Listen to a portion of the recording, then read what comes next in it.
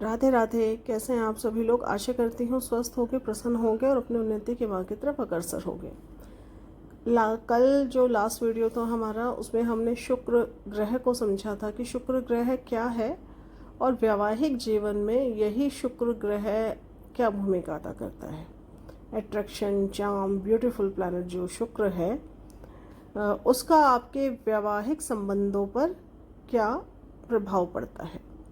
आगे हम बात करेंगे कि जब इस सप्तम भाव में सूर्य से लेकर केतु तक जो ग्रह आकर बैठते हैं वो आपको क्या फल देते हैं। सबसे पहले हम बात करेंगे सूर्य देव की, क्योंकि सूर्य जो हमारा प्लैनेटरी पोजीशन में उन्हें राजा का दर्जा दिया गया है, तो सबसे पहले सूर्य के बारे में जान लेते हैं। सूर्य राजा हैं, तो राजा जब सप्तम हाउस में बैठेंगे तो राजा जैसा जो स्वभाव है वो आप जातक में देख सकते हैं और उनकी पत्नी में भी वो चीज़ें आपको देखने को मिलेंगी। सप्तम भाव का जो सूर्य है वो जीवन साथी को अत्यधिक घमंडी बना देता है। आत्मसम्मान के प्रति वो इतना सजग हो जाता है और जीवन साथी को प्रसन्न रखने में वो क्लेवरनेस का प्रयोग करता है।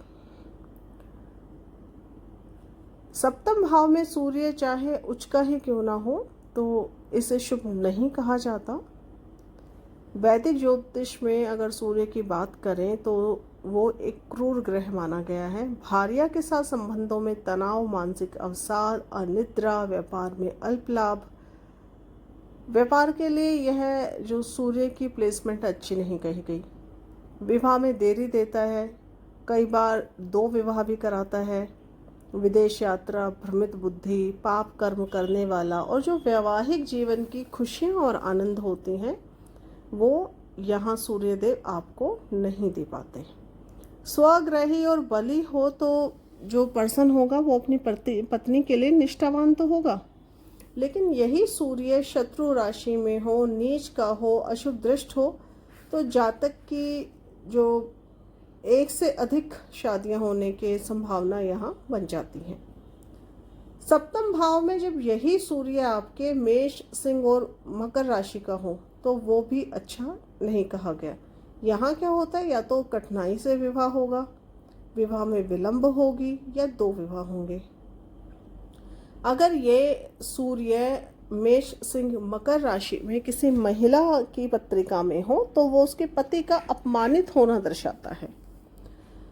मिथुन, तुला, कुंभ राशि का सूर्य जो है आपको शिक्षा तो अच्छी देता है, कानून और प्रशासन में आपको दक्ष बनाता है, संगीत में, साहित्य को बढ़ावा देने वाला, लेकिन ऐसा सूर्य कई बार संतानहीनता या अल्प संतति देता है, मतलब सिंगल चाइल्ड। यदि सूर्य फीमेल राशियों में हो, वृषभ, कन्या, मकर में हो तो व्यापार में तो आपको लाभ देगा, और ऐसा जातक चुनाव लड़े तो चुनाव में भी विजयश्री का आशीर्वाद उसको मिलता है।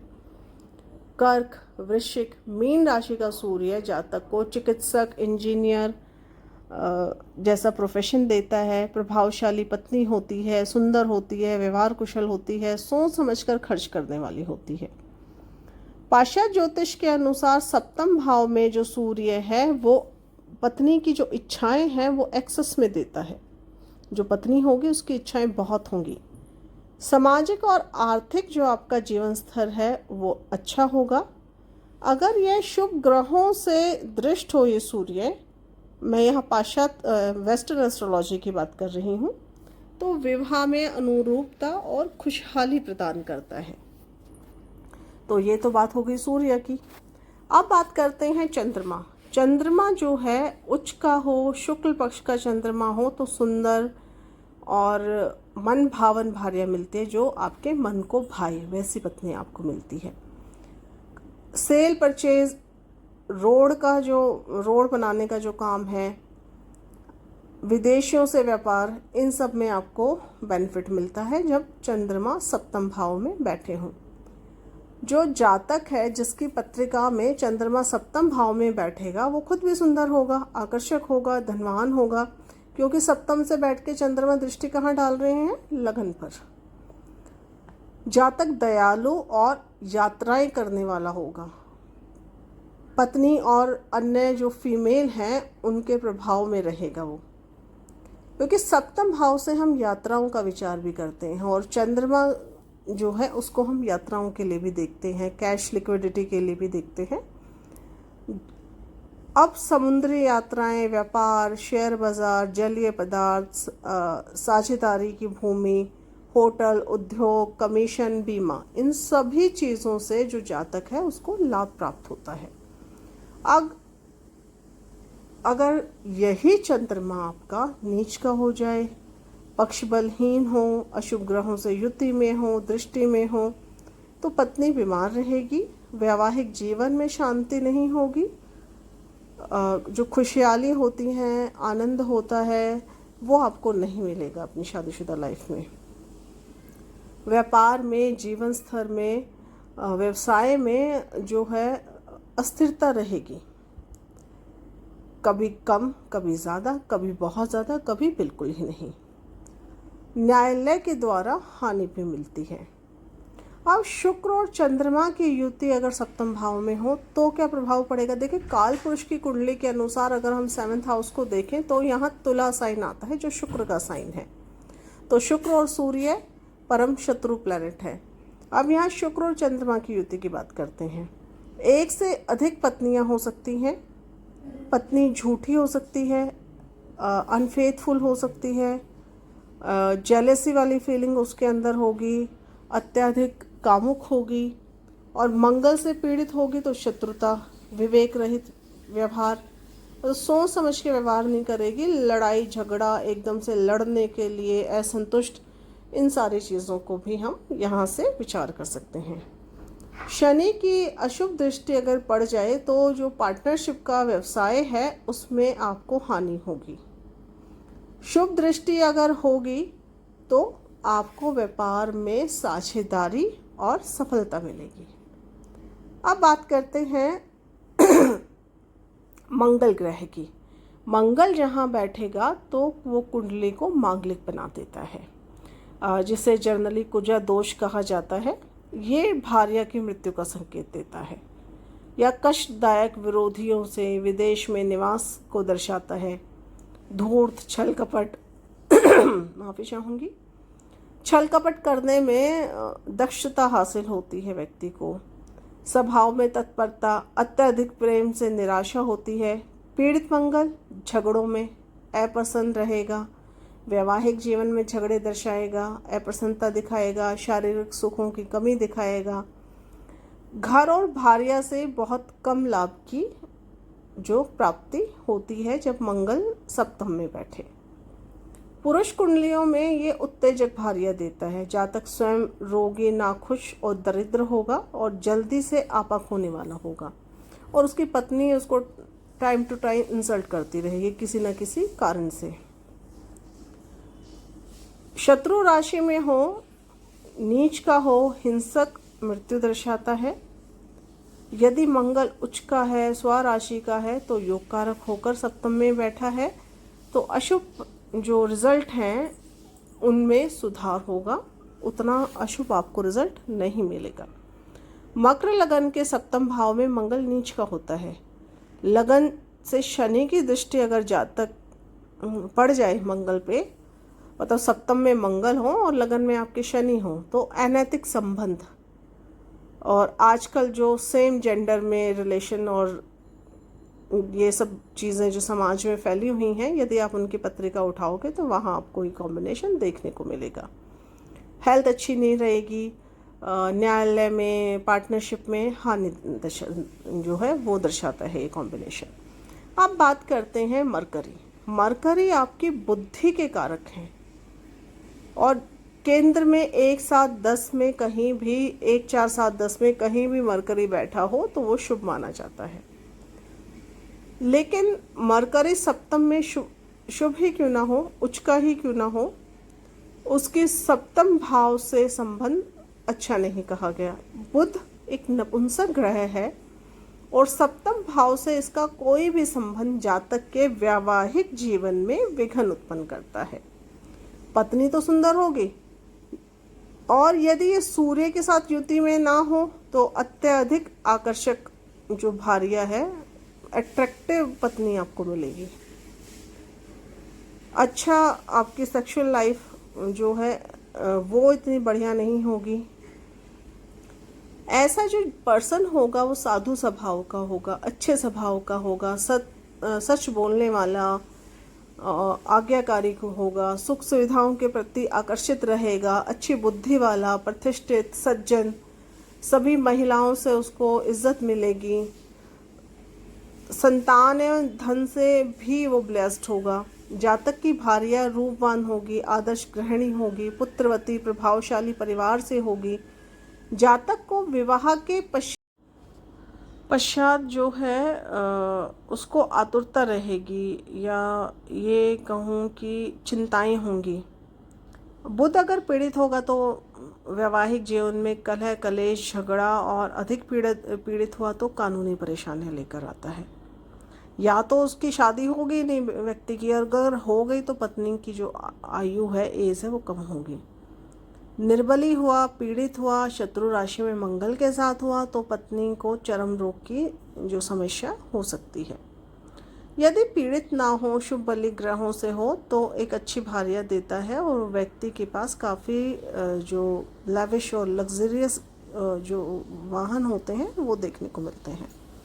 बात करते हैं बृहस्पति। बृहस्पति जीवन में आपको एक उच्च स्तर या एक हाई स्टेटस देता है, अत्यधिक कामुक बनाता है, फीमेल में अत्यधिक आनंद की प्राप्ति ढूंढता है व्यक्ति, आकर्षक, वर्ल्ड कल्चर, प्रखर वक्ता, कवि, साहित्य में उसकी रुचि होगी, धनवान, ऊर्जावान, बुद्धिमान, स्नेह रखने वाली अच्छी और सुंदर पत्नी और पुत्र या उसकी संतान होगी। ऐसा व्यक्ति एक अच्छा निष्ठावान जीवन साथी प्राप्त करता है जो जातक के जीवन को समृद्धिशाली बनाता है। विवाह के बाद जातक का जो सामाजिक और आर्थिक उत्थान है वो होता है, और यदि यही बृहस्पति वेल प्लेस्ड हो तो जातक के जो दोस्त हैं और व्यापारी लोगों की सहायता से उसको जो पार्टनरशिप के व्यापार हैं उसमें सफलता मिलती है। द्वितीयेश और पंचमेश से यही बृहस्पति दृष्ट हो जाए तो जातक भाग्यवान होता है। नीच का होगा तो भार्या की मृत्यु, पीड़ित हो तो अधिक आयु में भार्या के साथ तलाक या जीवन साथी की मृत्यु देता है। राहु केतु के एक्सेस में पीड़ित हो तो दूसरी महिलाओं के साथ संबंध दर्शाता है। मंगल से पीड़ित हुआ तो मंगल क्या है, मुकदमा, भूमिबाजी, इन सब का कारक है ना, तो वहाँ से समस्याएं। मंगल शनि अथवा सूर्य चंद्रमा से पीड़ित हो तो विवाह न होना या डिले इन मैरिज। बृहस्पति कन्या और मकर राशियों में निर्बली होता है। यदि बृहस्पति जो है ड्राई साइन में हो तो संतान तो होती है, लेकिन जो पुरुष संतति होती है, मेल जो जेंडर होगा, उसका अभाव देखा गया है।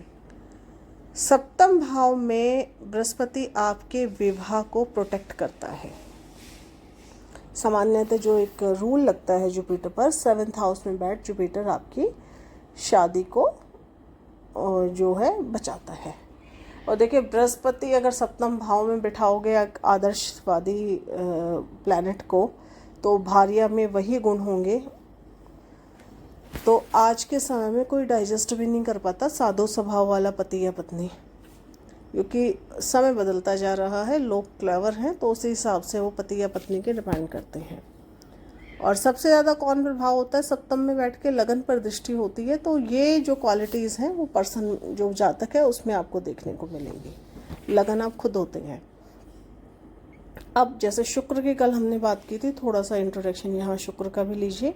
अच्छे पुत्रों को जन्म देने वाले, सुंदर, निष्ठावान, अपनी पत्नी को बहुत अधिक जो है आनंद प्रदान करता है, खुश रखता है, स्वयं अच्छा कलाकार होता है, उसके कई प्रशंसक होंगे, श्रृंगार प्रिय होगा, विदेश में वास करता है, आकर्षक, सबका प्यारा, भाग्यशाली, सामाजिक खुशियाँ, आर्थिक लाभ, ये सब वहाँ से आपको मिलेगा जब शुक्र आपका सप्तम में बैठा होगा।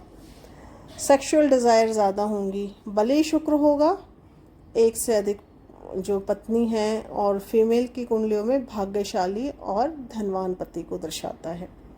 जातक की शादी जल्दी होगी। जो साझेदारी का जो व्यापार है उसमें उसको सफलता मिलेगी। फीमेल राशियों में बलि शुक्र का अर्थ है एक पवित्र भार्या का होना। यदि शुक्र मेष, मिथुन, तुला, धनु राशि में हो तो संगीत, लेखन, गायन, पठन और ये सारी जो कला हैं वो व्यक्ति के अंदर होती हैं। मेष, वृश्चिक, मकर और कुंभ राशि का शुक्र अपने से एज में जो बड़ी पत्नी है या निम्न जाति की पत्नी प्रदान करता है। पीड़ित हुआ तो विवाह में विघ्न और विलंब, जैसा कि कल हमने डिस्कस किया था। शनि सप्तम भाव में बैठकर आपको एक सुंदर पत्नी से वंचित करता है। वैवाहिक संबंधों में विघ्न उत्पन्न करता है। जीवन के उत्तरार्ध में आपको शादी देगा। जातक छल कपट वाला होता है। जो दोस्त होते हैं वो धूर्त होते हैं, धोखेबाज होते हैं। विश्वासघात से संपत्ति अर्जित करेगा। पत्नी बीमार रहेगी। व्यक्ति शक्तिशाली नहीं होगा, धनवान नहीं होगा, बेरोजगार होगा। अगर धन घर के संबंधों में व्यक्ति एक प्रकार से भाग्यहीन होता है। अपने से उम्र में बड़ी महिला के साथ या मित्र की लड़की के साथ विवाह होने की संभावना बन जाती है। जातक का विवाह विलंब से होता है, लेकिन भार्या जो है वो कार्यशील प्रवृत्ति की, मतलब अच्छे स्वभाव की होती है, धनवान होती है। लगन अथवा सप्तम भाव में शनि अगर पापकत्री योग में हो तो व्यक्ति सामाजिक रीति के विरुद्ध दबाव अथवा सुविधा हेतु किए जाने वाले विवाह को दर्शाता है। मतलब कुछ लालच हो या कोई दबाव हो व्यक्ति पर तो वो शादी करता है। शनि, केतु और शुक्र अंतर्जातीय विवाह देते हैं। पीड़ित शनि वैवाहिक जीवन के लिए अधिक कष्ट और दुख देने वाला कहा गया है। पत्नी से मतभेद रहेंगे। कानूनी अड़चने, छल कपट, धन की हानि, ये सब आपको शनि देव सप्तम हाउस में बैठकर प्रदान करेंगे। यहाँ हमने शनि ग्रह के बैठने पर जातक के विषय में बताया। उसके बाद उसकी पत्नी के बारे में बताया कि पत्नी कैसी होगी। अब यहाँ मंगल और शनि का अगर युति हो जाए तो जो पत्नी है वो कामासक्त होगी। शनि और शुक्र की हो जाए तो व्यक्ति जो है वो अन्य फीमेल्स में इन्वॉल्व रहेगा। सामाजिक जिस चीज़ को मान्यता नहीं दी जाती है, जिसको सही नहीं समझा जाता। सिंह और धनु राशि का जो शनि है वो जातक की भार्या इतनी सुंदर होती है कि मोहित कर ले व्यक्ति को। इतना अच्छा उसका जो पर्सनालिटी है वो होता है जब शनि आपके धनु और सिंह राशि में हो।